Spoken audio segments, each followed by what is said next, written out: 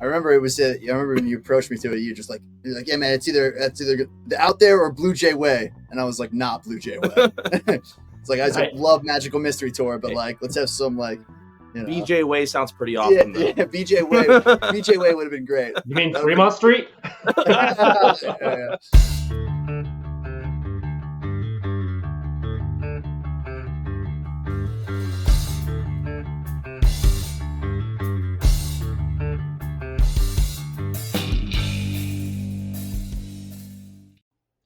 Welcome to Room 6, the channel dedicated to local music wherever it may be, and the people that make it, including my guests. My guests are part of a fun 4-piece pop-punk band from Vegas that formed in 2023. They're multi-instrumentalists, a lot of them, playing in multiple acts around Vegas with Room 6 alumni, and they're known for insightful and thoughtful lyrics, couched in catchy and upbeat music. Their new album and song, Eighth Day Revolution, is out now, and I actually reviewed the song, Eighth Day Revolution, on the channel, which you can check out here. Please welcome to the channel, The Out There. Hi, guys. Hey, how's it going? It's quite an intro. Thank you. Yeah, thank you. I do my best. So, first off, why the name? Okay, so as we were mentioning in this little pre-show, we are massive Beatles fans. And I have a massive Beatles, not shrine, but collection of memorabilia. And we're thinking of band names, doing the whole thing. Like, what if we name ourselves after the street we're on or whatever? And our drummer got kind of sick of it. And he's looking at the memorabilia. And I have a lunchbox for a Paul McCartney tour called The Out There Tour. And we just stole that. I remember it was. I remember when you approached me to it. You're like, yeah, man, it's either the Out There or Blue Jay Way, and I was like, not Blue Jay Way. It's like I love Magical Mystery Tour, but like, let's have some like, BJ Way sounds pretty awesome. Yeah, BJ Way. BJ Way would have been great. You mean Fremont Street? Yeah. Right on. It's phenomenal. Right on. Well, hey, if you want to be like the Out There and be featured on the channel, whether reviewed, interviewed, or both, hit me up using my email address down below or by clicking the Room 6 social media link. That's where you'll find all the things I'm up to online, as well as ways to support the channel financially, should you so desire. Here's my usual spiel about, merch, room6.shop. But also, please consider liking, sharing, and subscribing. Almost 80% of you watching this video right now are not subscribed. So what the heck? Please do. It'll help the channel. It'll help me, feed my imposter syndrome. And thanks. All right, that's my YouTube spiel done. Back to what really matters. You guys, why the look? Like, why the raccoon eyes? It was kind of like, the way that I feel is like I've been in so many bands just writing music and focusing on the writing music and then just like delivering it on stage. And it got to a point where it's like, okay, I've done that. What's something new that we can do that's kind of more professional? I'm a little bit older, a little bit wiser, maybe. And it's just, I just feel like, okay, I feel like I have a good handle on like, being able to create a batch of songs and delivering it on stage, but like, what's something that I haven't honed or whatever, or what we could make a product, make a branding in a way. So it's like kind of just, it's putting a look to the music, and it's kind of an ever growing thing. So I don't know. I guess I don't even know how it started with the shirts and ties. I think you stole it from Crimson Riot. Let's be honest. Well, so to expand on that, no, it's Grocery Store Rejects we stole it from. Honestly, yes, good shout out. I was going to suggest that. But so Colin, myself, actually the whole band, we're huge fans of bands like Ghost, Kiss, and Alice Cooper and all them. So we wanted to have some sort of uniform look. So it's like when you walk into a room, like we show up at the venues already like in uniform and stuff. Yeah. So it's like, oh, they're obviously in a band, or they're all just dating each other, one of the two. Yeah. And our first music video we did was for a song called Wednesday, which is I think the third track on the album. It was sort of a parody of the Ed Sullivan Show, the Beatles performance. We had my niece as like a youthful person watching TV, and we're on the TV, and then we look kind of different, and that's sort of like a reference to, the Beatles having long hair, and that wasn't with style, and they were sort of evil in a way, And by the end of it, we come out of the TV, and she has the same makeup as if we had corrupted the youth, sort of thing, like the Beatles did. So that's where it came from, and we just wanted to like do the first show like that, and we did the first show and did it all in uniform. The following show, we didn't have it, and people were like, "Hey, like, why aren't you wearing makeup? Why aren't you wearing the outfits?" And man, my memory's so horrible. Which show was that? Probably a Red Dwarf show. We're always at Red Dwarf. Yeah. But anyways, we used to do the white and black, but people kept calling us Pure Sport, like a Pure Sport tribute band. Yeah, it's great. They're like, "Oh, you even have Converse on," and we're good friends with all those guys. I used to work with Justin down on Fremont Street. Yeah, they're awesome. They're great dudes. And so we decided to go a different route with the black and red as a homage to Crimson Riot, because Chris is actually our band manager, and we're good friends with Roxy, and she sings on the album. And it's just putting I don't know. It looks more because I feel like the days of the Nirvanas and the fucking Pearl Jams and all the grunge and punk rock. Well, punk had a look, but like just where you can just show up in fucking ratty t-shirts and ripped jeans and just play your fucking music and have everyone just love it. That shit is beyond dead. Where it's like now it's like business. Music is a business, unfortunately. So it's like it's all wild. We got do what we want to do, deliver our product, our passion, really. But also let's elevate it a little bit. Make it a little more uniform. Speaking of which, where is your tie? I was just about to do a segue. Thank you very much. Speaking of uniform, you're wearing green ties instead of your usual red ones. I think I have something. Hang on a second. Movie magic. Whoa! There you go. It's the best I could do on short notice. I whacked you with my shillelagh. Anyway, I am part Irish, and my ancestors just got mad. So we mentioned Crimson Riot, and on the track, 8th Day Revolution, Roxy Gunn is singing, and I believe Crimson Riot also, do they help? They perform on the track a little bit too? Chris and Roxy helped co-write with lyrics and stuff, so that's why their name was thrown in there. Okay, but I love the music video. First off, before anything else, I have been remiss. For those of you that don't know who the Out There are, thank you for watching. Can you go ahead and introduce yourselves? Tell them what you do in the band and who we're missing. I'm Colin Brody Campbell. I play bass and sing, and this is Paul Martinez. He plays guitars and sings. Missing is Dan Conway. We call him DC. He's the drummer, and he sings as well.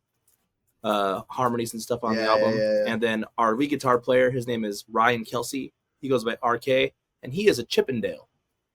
He sure is. When I was doing my research, because I wasn't sure who was going to be on, I was like, that's the second Chippendales person that I'll know. Who's the first? When we first moved to Vegas, many, many years ago, a couple decades, we lived in a townhome like we are right now in Vancouver, Washington. And I would go to the gym there, and there was a guy he was a Chippendale dancer, and he was on the freaking billboard for a long time. And I was like, hey, buddy, I can't remember his name at the moment, but he would work out and then go take a nap before work. And I was like, that sounds like Ryan. Yeah, I was like that. But and they must all do the same workout and the same diet, because he looked just like Ryan. Everybody looked exactly the same, and I was just like, all right, But I have him here, and I don't have Daniel. I'm stuck with you two. Mm-hmm. So first off, so that's that question. And stick around, by the way. Speaking of 8th Day Revolution, we're going to see the music video for that song after this. So I hope you stick around. It's awesome.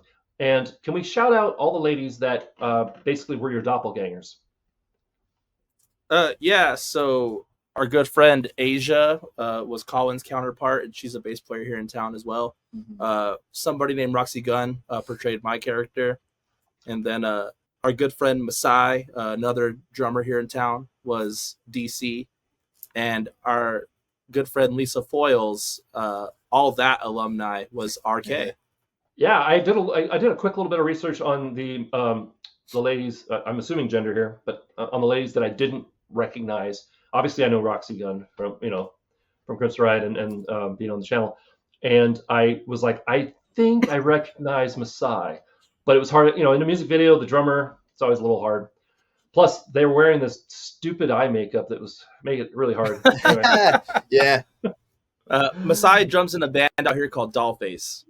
Yes. It's an all-girl band. Yeah, so that's probably where you know her from. Right on. So it was a really clever, like, I was happy to see them, and I was happy to see Roxy lip syncing, and then suddenly there she is singing her part, and I'm like, because I saw the music video before I reviewed the actual track. Just no sound, just raw dogged it. Yeah. I meant I before I got the track, before I got the link, I was like, well, there's a music video because I've seen it all on the interwebs advertised there. So, first of all, Paul.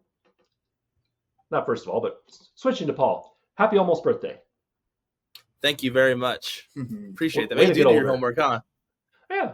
Yep. Check. What? I'll be 30. The check engine light's about to turn on. So. Oh, when you get over 50, they're all on. They're all on. Yeah, all the dashboards light up. It's Christmas tree. You just turn up the stereo, so it's just you can't hear any of it. That's awesome. So before I get into some of my more like personal questions, I have a couple of my usual interview questions. And OG Room Sixers, you know what's coming. Let's talk about earliest musical influence, and by that I mean, do you remember a moment where you said, "I want to do that"? You want to go first? I've just always had a desire for music. I got my first bass when I was 10, and I picked up bass because my brother got guitar, and we were just like, it just seemed like the thing to do, and I come from, I guess, a musical family. I have a cousin who's a very prominent bluegrass performer and producer. Played with the greats, and so it's like I guess it's in my blood, I guess, or at least that's what they say. But I don't. It just kind of clicked, and I'm naturally a very emotional human, so it's a very good outlet for me to release or just express myself. And I don't know. And I guess bass works out because I just, I'm not a good drummer, but I just like, I love being in the pocket and clicking with a drummer. He really isn't a good drummer. I cannot tell you how many times on this channel I have heard a bass player say, well, and we needed a bass player. No one else was doing it. That's the best part is that like there's I think in town here, I guess like bassists it's like we need a bassist. And it's like I play bass. And it's just like, oh yeah, not hearing that with guitar, Right. If you're a decent bass player and you have transportation, you will never want for work. And you're if you're willing to play covers, especially in Vegas. But yeah. So well, you Colin, you answer. Huh? Paul's got to answer the question, right? I'm sorry, Paul. No, that's Colin. Colin. It's hard. You all look alike to me, so.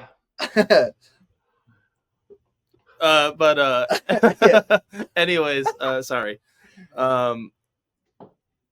So I also grew up in a musical family. My father was a performer. His father and my brother is a drummer here in town. He actually performs in one of the Fremont Street House bands, the Tony Marcus band, and he's the drummer.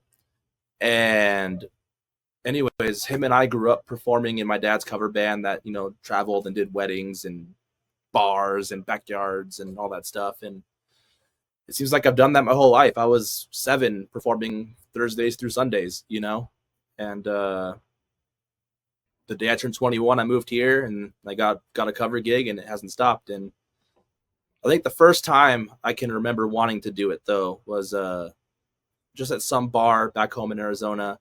My dad was sound checking his acoustic guitar, and he always sound checks with New Kid in Town by the Eagles. Great song. And he was playing that on the guitar and singing. And had to be about 7, and I thought he wrote that song. And then on the way home from the gig, it came on the radio. He listens, to classic rock on the radio, and that song came on. I'm like, Dad, that's your song. Like, can I have a song on the radio too? And essentially he's like, yeah, if you practice and all that stuff. So yes, I still remember the first time I heard my music or my band's music on the radio.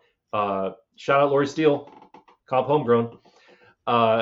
It was one of those like midnight or just after midnight, after rehearsal, at a red light, me and the drummer at the time, and this like van with women is next to us. Everyone was like, "This is my song!" So they're like, so window goes up. Actually, Lori Steele just played our song 8th Day for the first time. It's the last Sunday was the 3rd week in a row she played it. So shout out to Lori Steele and Comp. Homegrown. Yeah, I love that. And they're a Comp, not to turn this into an ad for them, but one of the things I did when I was in Nevada was every so often when I got the money together, I would put together a Room 6 showcase and make it like it would be themed. I'd make one-off merch for it, and I'd pay the acts to play. And it was 5 acts that had been on the channel, and it would be like the variety, like the width and breadth of music, you name it.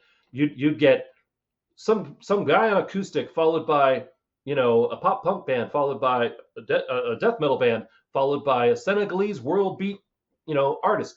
I tried to like make a show that made sense, but Crimson Riot was actually my headliners. I wanted them for my headliners for my very first show, just because they were so instrumental in helping me like kind of carve out what I was going to do with this, but also they got the longest runtime on the channel. Right. Yeah, so that's awesome. Colin, can we talk about the differences between solo project versus band when it comes to songwriting? So it's funny. We're kind of at least I'm starting to think about that a lot more now, because leading into this new album, we have a lot of ideas that kind of just elevate the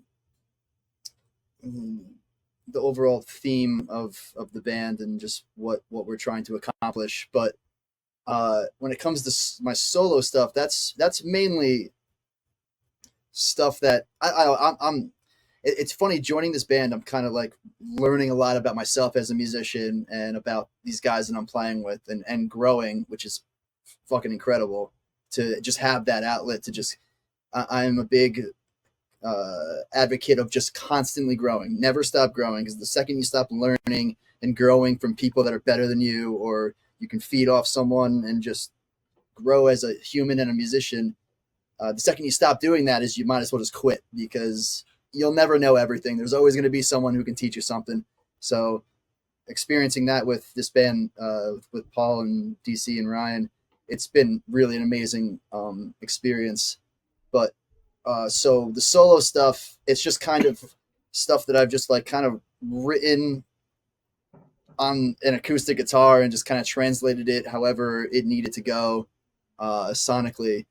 And a lot of the stuff, some of the stuff that I bring, just kind of like in the same vein as when I write solo stuff, when I bring a certain song to the band, sometimes it doesn't work, and then that's okay, because It's just not, it's just, it either didn't fit or we didn't vibe well. And one of the biggest things that I learned joining the Out There is I learned how to kind of just let things become what they are. Like I'll bring a song, or I guess personally, I'll bring a song, and this happens with Paul's stuff too, but I'll bring a song and it will become something else, like, minor changes, but it'll become an Out There song. I brought the song as a Colin song, and then we morph it into an Out There song as a band. And that's, like, in my opinion, the best way to create music with people, with your buddies in a band, is organically taking and allowing the song to form. Because I know a lot of people I know, when I was writing back in New Jersey, where I'm originally from, they would bring a band. It was like, this is the gospel. This is it cannot change. This is the song. Play it how I wrote it, and that's it. No, And man, no. and well, listen, it's some. I'm sure there's a lot of. I mean, I know there are a lot of very successful musicians, that did that way, and they came out to, yeah, it's right. That should have been what it is, but that's not really how I am, and I learned to do that kind of with this group, like exercise it in a way where now, it allowed this band to thrive a little bit, in my opinion, and just we're kind of moving forward in a beautiful way, and I'm excited to see what we do for this sophomore album that we're working on, which is pretty awesome. Yeah, that is awesome. yeah. Real quick. Normally, this is about the time where I would say, let's hear a message from future Josh, and we watch me do some pre-recorded message that's a sponsor spot. I'm not going to do that this time because, quite frankly, sponsor spots are annoying, and I get that. So if you want to support the channel, you know what to do. Hit the social media link, buy some merch, whatever. I'm doing away with that going forward. It's a nice break in the middle, I know, but nobody's clicking. So I want to be upfront and transparent with my Room 6 family and Yeah. let them know that. Sorry to use your interview as the petri dish for that, but there you go. Yeah, man. Instead, what I'm going to say is Gordon Ramsay the unofficial 5th member of Spandex Nation? Oh my god. Yeah, actually he is. He mentioned to us that he was a drummer back in his youth before the culinary thing took off. I did not know that, actually, but I could totally see it. If he's going to play an instrument, he's either going to be drums or maybe bass, but something he can hit. It made more sense to me. And also the bass player's job mostly is to just like be the solid root, whereas the drummer does get a little bit more chance to show off, right? Right.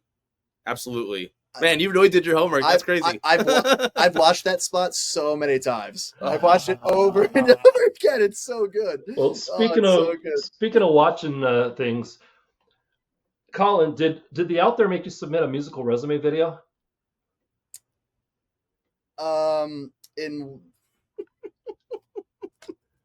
Maybe, I don't know. You don't remember making musical resume videos?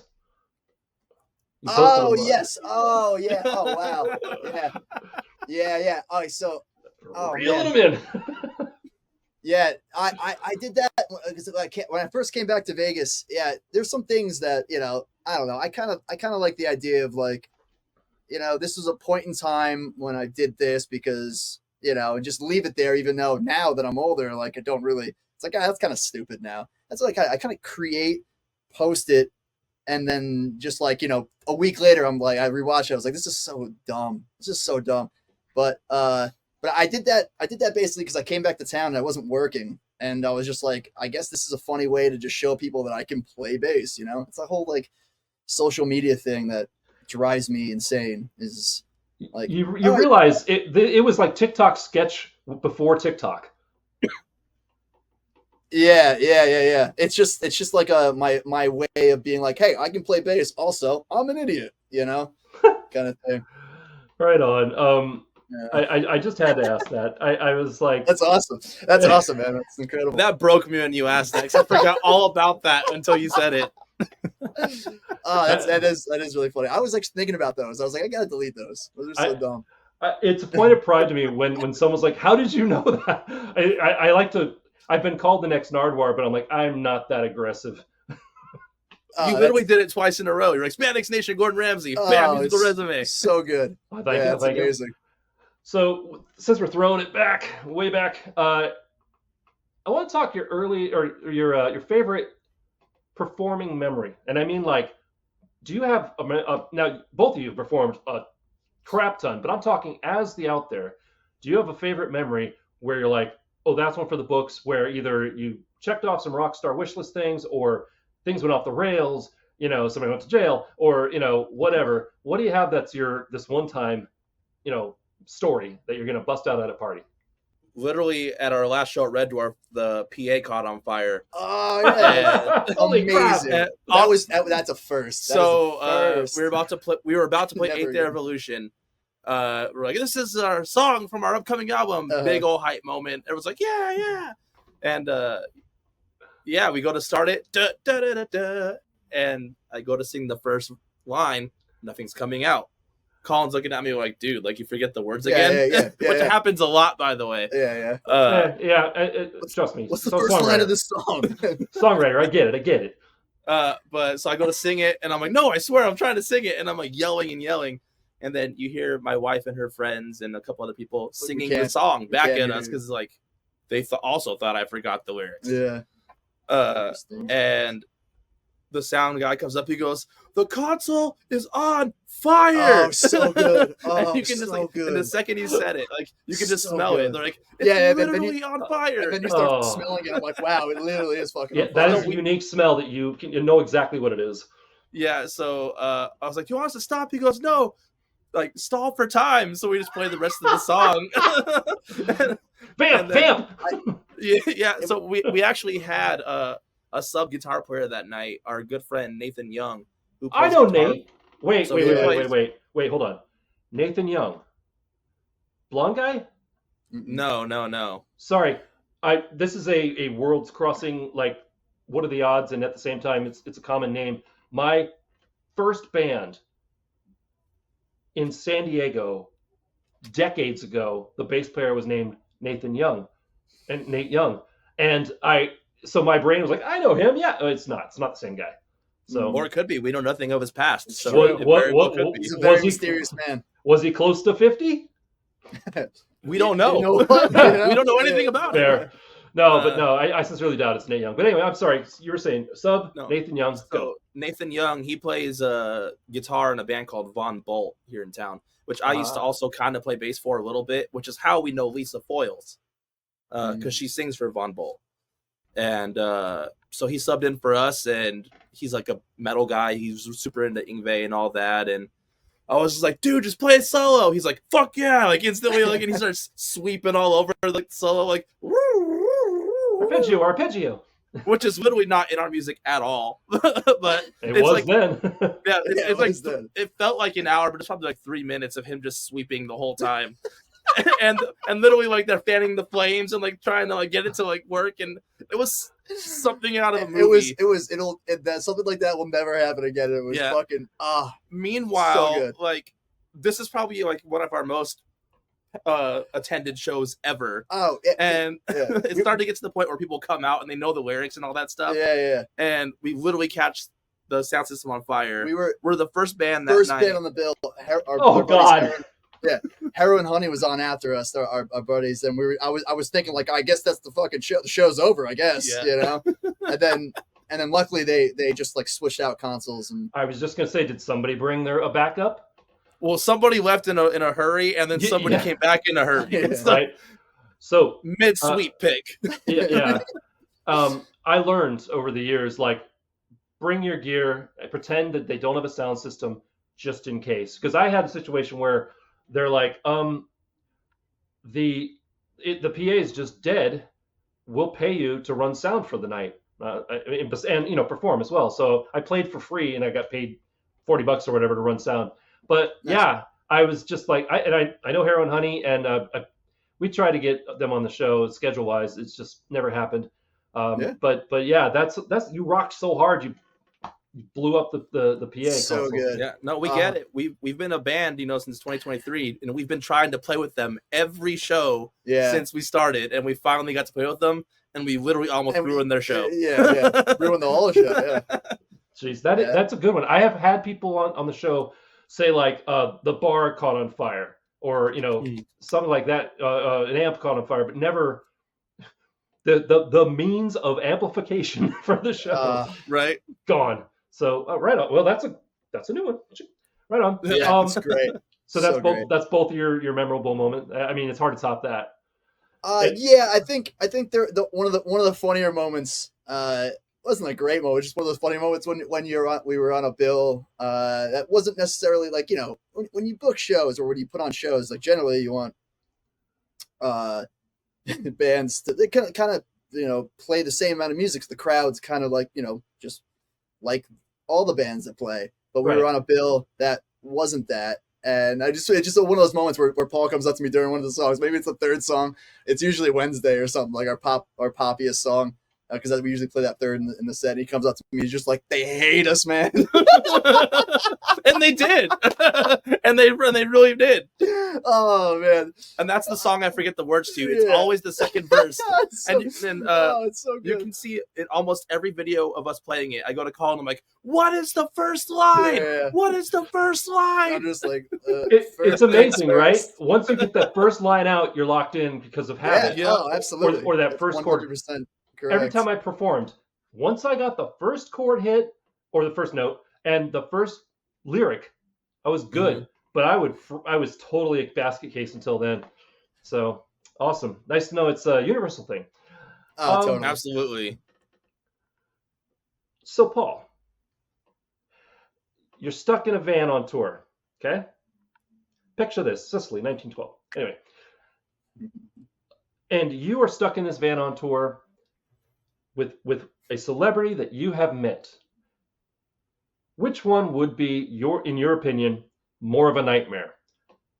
Ringo Starr or Paul Stanley from Kiss? Is Paul Stanley on? That's what I want to know.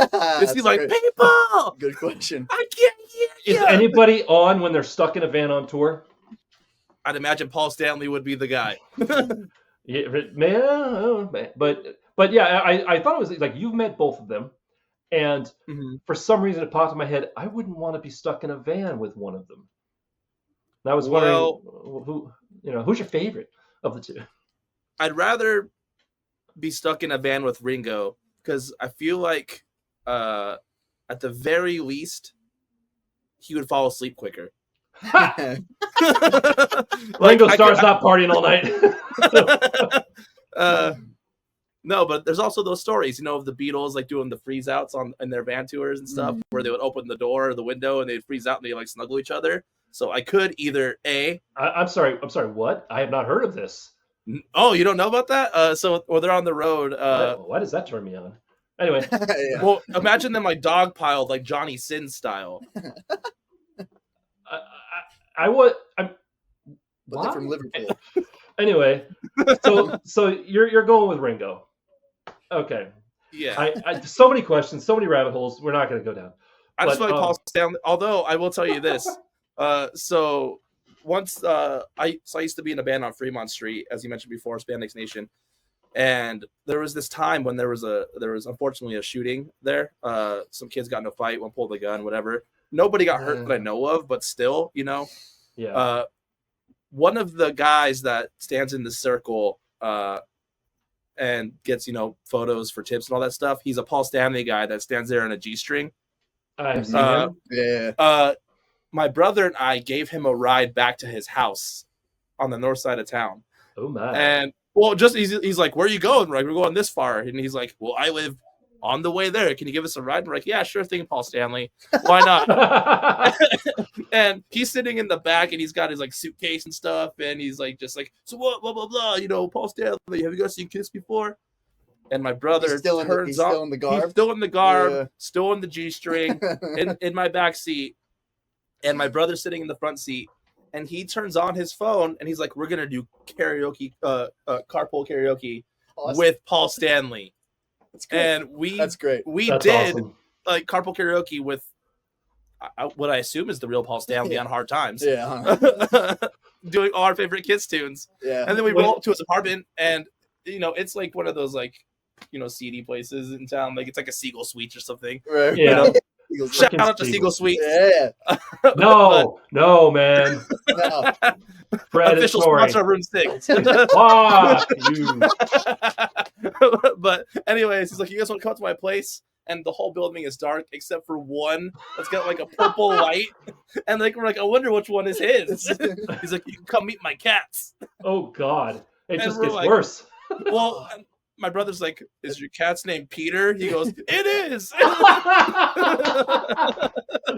That's perfect. And then That's awesome. and then he's like, my brother, he's older than me, and he's like kind of like the voice of reason. He's like, no, we're good, man. Have a good night. Yeah, have a good night. Yeah. That's when suddenly the little bit lizard brain in the back is like, dude, cool. We've passed cool. Yeah. We're now into will we make it home? So I'm guessing it wasn't the real Paul Stanley then. It could have been. So wait, was that the Paul you took a picture with? No. You actually did. That was Paul actually Stanley. Paul Stanley. Because I was like, that was a really good Paul lookalike. Stanley was right. No, the Paul Stanley was for his. He did like a book signing tour, and my brother and I went to go meet him in Phoenix for that thing. We waited like all day, and he was cool. You know, right on. It was fun. But that other guy, you know, he could have been Paul Stanley. Who knows? He might have better stories. Or go busting out that camera for the carpool karaoke was the greatest idea. But you know what? I want to change my answer because if the real Paul Stanley would do that, then I want to be in the car with him. Yeah. I mean, I feel like by the time you're done with that van trip, you're going to have better stories from Paul, but you might be better off with Ringo. Right? Yeah. So it's like, which one is worth, what is my safety and sanity worth? So you know our past a little bit. Who would you rather be in a van with, Colin or me? Valid question. Roxy Gunn. No, I'm just kidding. Yeah. Shout out to Roxy Gunn. Yeah. Wearing red ties. When you're, are you in character? No, honestly, I think I'd rather have you both because I enjoy the dynamic, like being in the middle of a dynamic.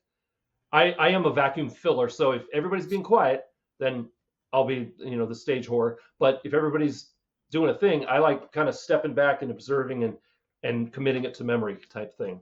So I think I'd take you both on. But Paul has more gentle eyes than I do. You might want to go with him. He's just like, it's like a softer look. Softer look, but more calloused hands. Yeah.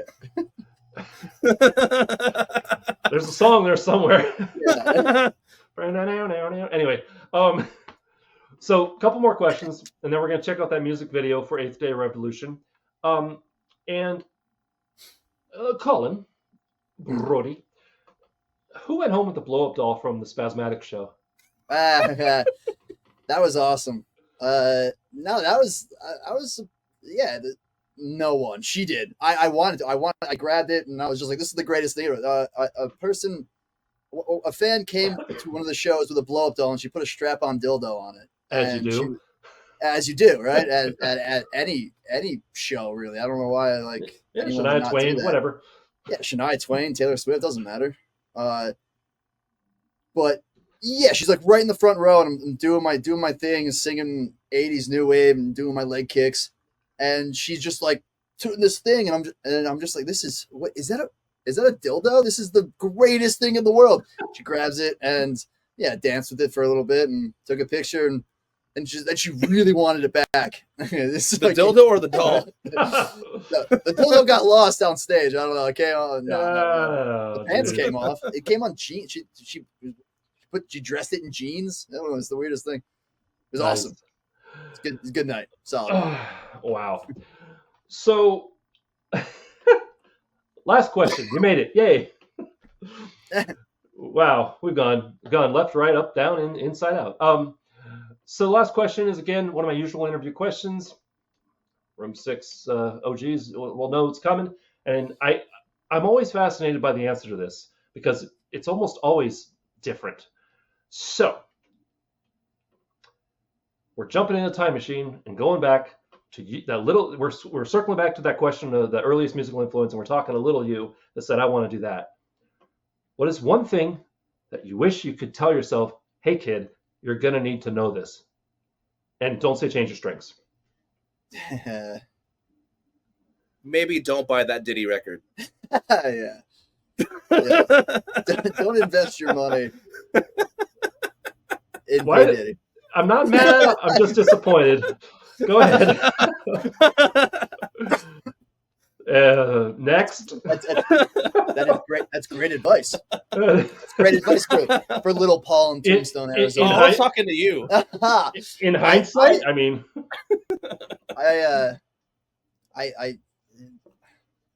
what is one P Diddy album? Fuck. I don't know. At a young age, I was told not to buy one, so I didn't buy it. Yeah. You know, it's good I don't have to worry about being demonetized anyway.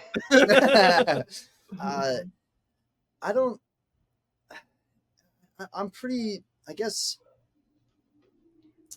sad. I don't know. I don't really think that what I would say is you got to just keep doing it. You got to just keep doing it, and that's what I'm doing. One of the first times, one of the earliest times I didn't even tell the story. But one of the earliest times that I realized I wanted to do music is my brother and his friends had a band. They joined a band. They made a band. They were gigging out, and this was young. I was like in like middle school, like 10 or 12, and I was the younger brother, and his friends had younger brothers as well, and they started a band without me. Like they just started a band, and I just wanted to be in the band so bad, and they just didn't have room for me. That I always wanted to play bass. They already had a bassist, and it just broke my heart, and I was just like, this is what I want to do, and this is what I'm going to do. And I just kept doing it. And now I'm sitting on a couch next to Paul playing music. But there is no job. But there's no job. And I'm just living from gutter to gutter. No, but like, from gutter to gutter. Like, but it's literally, I didn't need to tell myself this because I'm still doing it. But I would say to any musician is you just got to keep doing it. You got to make sacrifices. You got to make so many sacrifices, but if you want to play music for the rest of your life, you can. You just got to do it. Just keep doing it. Don't give up. As cheesy as that sounds, it's true. I think my answer is also true. Yeah. Well, yours was shorter, but also even more true. Got it. Kids, listen to one of them. Yeah. Both. Right on. With that, thank you very much for watching. Thank you for being on the channel, guys. And stick around. We're going to see that music video for Eighth Day Revolution, and then we're going to catch you in the outro. In the meantime, we'll temporarily... Oh, wait a minute. I forgot one more question. What's on the horizon for the Out There? The breakup. Yeah. Wow. Yeah. Thanks for coming on the show now. Anyway, but what's the new big thing for you guys besides breaking the hopes and dreams of the sound guy at Red Dwarf? So right now we're currently in the works of mixing a live album, and we recorded our show that we did on Fremont Street. We did a multi-track recording. And we got a special guest that came up with us and did it. And we're going to hopefully put that out sometime. Don't quote me on this, future Paul and future Colin, and future Room Sixers. But hopefully in the summer, we'll have that out. And then that should buy us enough time to have our sophomore studio album out, which has a name, but we'll wait to release that. There's a lot of stuff on the horizons that are cooking in the fondue. Right on. So what you're saying is, Siri, set reminder for the end of summer to bug the Out There about where's the damn album. Yeah. Yes. Spam the Instagram. Nice. And also, before you plug in the video, I should mention that Chris Reject directed the video as well. So. Yeah, he did a great job. Yes, he did. And I remember when he said he was going to start doing that. And I was seeing the results. I was like, I'm so bitterly jealous compared to what I do. And I'm looking at his gear. And when I've been in a Crimson Riot music video, and I was just like, which one? It was at Evil Pie. It was for I got your music I got the Eighth Day Revolution on the brain right now. It was the one with the music video is they're like in a record label office. And it cuts back and forth. And Evil Pie. Oh my God, it's gone. I'm sorry, but all you see of me is from here to here because they had the tall guys in the back. So me and the guitarist for Roxy Gun Project that's where we stood. That's the money shot right there, though. Literally, you see like a brief horns come up and that's it. And I was like, wow. All right, I see how it is, but I had a good time, and I'm gonna have to go look up what that song is now. Anywho, with that, check out the music video for Eighth Day Revolution. You're gonna like it, and we'll see you in the outro. Temporarily say goodbye, guys. Goodbye. Goodbye. See you later.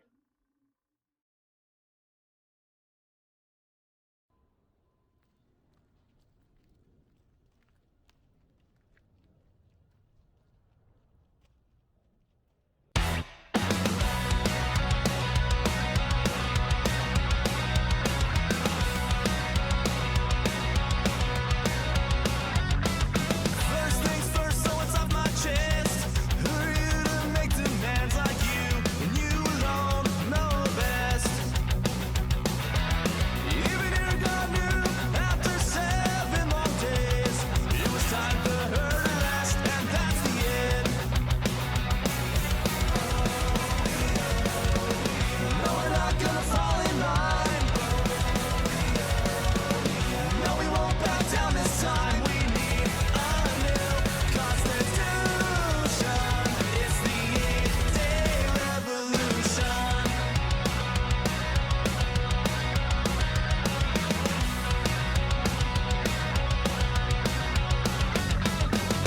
Problem with your freedom is there's times like 1976 that you pretend don't exist. It's time to use our voice. This is our fighting choice, and it's a truth we can't avoid. No, we're not gonna fall in line. No, we won't back down this time. We need a new constitution. It's the 8th Day Revolution.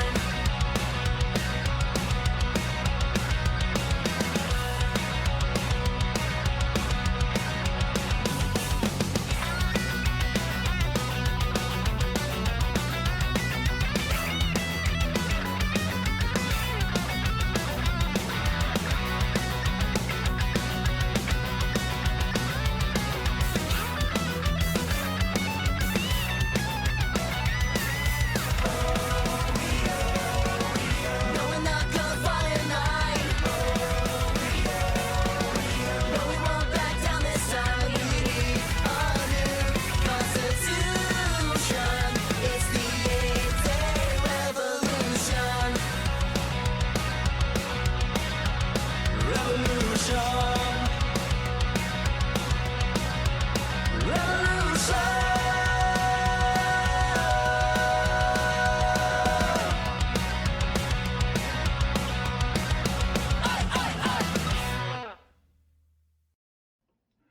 I want to thank Colin and Paul from the Out There for coming on the channel. It was a great interview and an awesome music video. Check out the social media links down in the description so you can hopefully see them live where they don't burn up a PA. In the meantime, if you want to see more videos like this, please click up here. If you want to subscribe, click over there, one of these. And if you want to hear my own music, click over there. Remember to be amazing, and we'll see you next time on Room 6. Say goodbye, guys. Goodbye, guys. Goodbye. Ba-da-ba-ba-da-bum.